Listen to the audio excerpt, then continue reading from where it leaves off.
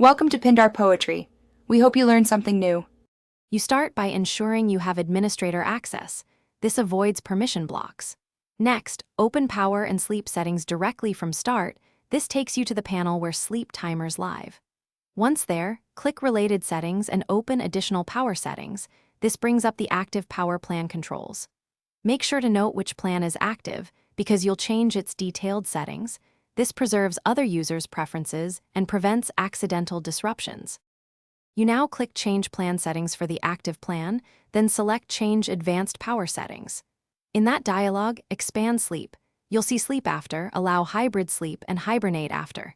Set Sleep After to Never or Zero and disable Hybrid Sleep if not needed.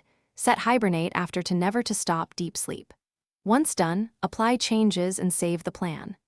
These options control both short idle sleep and deeper hibernation, so adjust both to remove sleep completely.